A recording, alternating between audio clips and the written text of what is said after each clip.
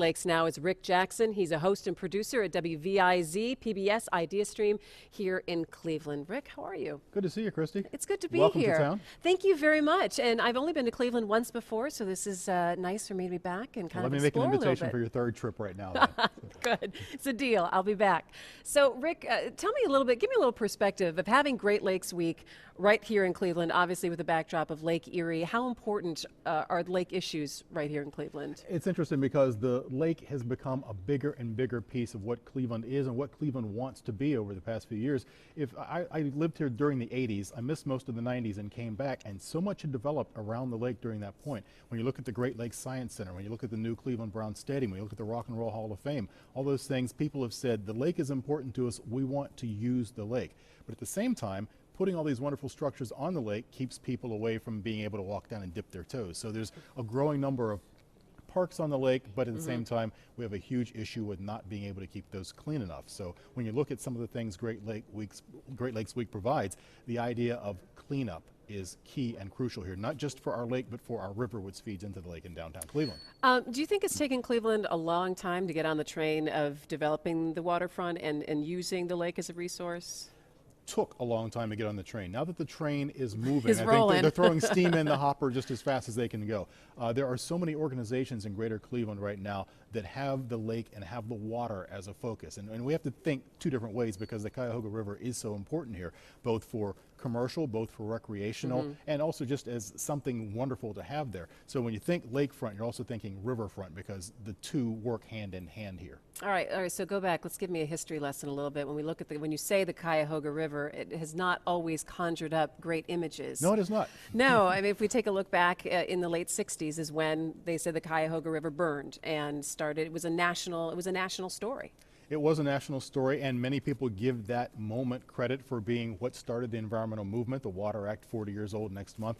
The whole idea that the fire was on the river, people think of this conflagration on top of the water, and that's not what it was at all. There were pictures from a 1952 fire, and a lot of media picked that up. Time magazine particularly picked that up and said, Cleveland's burning. Take a look, yeah, it's and all a lot of on people fire. confuse that. It was never a huge flame, but yes, the water had enough oil and residue floating on it that there was smoke. There were fire departments called down there. I wasn't here in '69, but it did become a rallying cry, not just for greater Cleveland, Northeast Ohio, but for the United States to say, we cannot be doing this to our water. We're going to kill ourselves. And here we look all these years later, in many areas are just now realizing what we realized in 1969, something's got to be done. All right, but Lake Erie has also been the butt of jokes for many years as well in terms of its cleanliness. Where are we now? It's interesting because you were talking a couple of guests ago with the idea of all the fish kill that happened over in the Sandusky Bay earlier this month and last month. And we find out now that was natural causes. It wasn't that anybody put anything into the water. Yeah, the fish just die. They will do that. But the water has had dead zones. That's something they've been working on for the past 3 or 4 years, trying to figure out where and why and how deep the dead zones are and what we can do to correct those areas. There's a lot of commerce that goes between here and Canada, so obviously we have to work with our neighbors. It's not just that we share the Lake Erie with other states, we share it with another nation. This is a border. We forget ourselves as a coast, but we are the North Coast here. And there are so many variables that have to be figured in when you're trying to clean up something like a lake because there are other entities involved. But there is an ongoing discussion, an ongoing effort to get out there, find what's wrong with the lake, not just on the surface, but below. Our drinking water comes from that lake, so we have a vested interest. There is work going on right now, a $3 billion project to alleviate some of the combined sewer overflows because we have a huge problem when we have big rains here. Our infrastructure is 130 years old in many cases. You know, when I flush my toilet, it's going into a 100-year-old pipe. So there's a lot going on to try and ameliorate that. You know, I don't think Cleveland's alone in terms of the old infrastructure. A lot of big cities are facing that in terms of their piping and their sewer system and what they've got to do about that. Let's talk a little bit about the news that came out of Asian carp possibly, or the eDNA hits in the Sandusky. Yeah, it scared some folks a little bit. I think that they were very surprised at the levels of the eDNA or how much was in there. And then people are saying, well, where'd that come from? A lot of people want to say Chicago. It's easy. It's just their shift fault. the blame. Yeah. Look over there. I don't like the White Sox either, but, but they're saying that the eDNA came from possibly who knows where.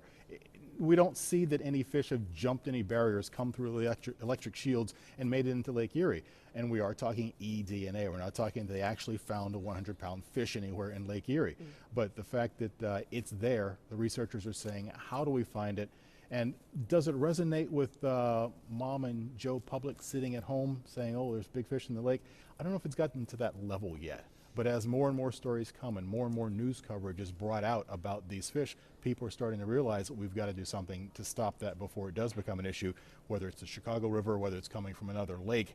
We can't allow it to get into Lake Erie. I think it's $700 million or $7 billion. It's a huge number of dollars that is brought in recreationally. $7 billion. Yeah, $7 billion. That's where I thought. The fishing industry just says we cannot afford to lose this, and that would devastate Ohio, just as we saw in your state and mine when we almost lost the car industry. The fear there, this could be right there with it. I like how you said Mom and Joe Public.